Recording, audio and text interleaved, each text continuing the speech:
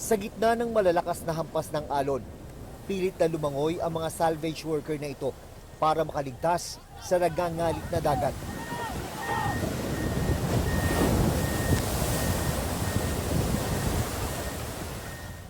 Kinailangan pang gumamit ng backhoe sa pag-rescue sa ilan sa kanila.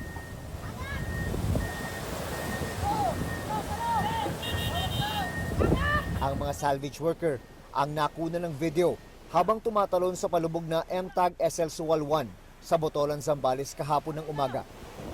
Sa tulong ng mga tauhan ng Coast Guard, ligtas nilang narating ang dalampasigan. Kitang-kita sa kanilang mga muka ang hirap na pinagdaanan. Ngayong araw, narating namin ang lugar malapit sa pinaglubugan ng tugboat. Kapag panahon ng habagat, ganito daw talaga kalakas ang alon dito sa baybayin ng Botolan, Zambales. Pero kung malakas ang alon ngayong araw, di hamak na mas malakas daw ang alon kahapon. At isa yon sa mga nakikitang dahilan ng paglubog ng tugboat na may kargang libo-libong diesel.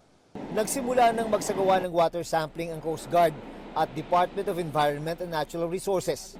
Sa ngayon, wala pa namang nakikitang bakas ng oil spill mula sa tugboat na may kargang 15,000 liters ng diesel. Pero aaraw-arawin daw ang pagsusuri. Kung meron tayong matitrace dito na oil spill, bawal po talagang maligo kasi makakaano po yung sa balat or sa health ng bawat maliligo dito sa dagat nito, sir. Ang mga residente ng Botolan, lalo na yung mga umaasa sa dagat para sa kanilang kabuhayan, hindi maiwasang mangamba. Baka magkaroon ng oil spill, apektado ho kami rito dahil siyempre yung mga isda, yung mga kapitbahay namin dito. Dapat gawin talagang nila yung tanggalin yung lumubog na tugboat.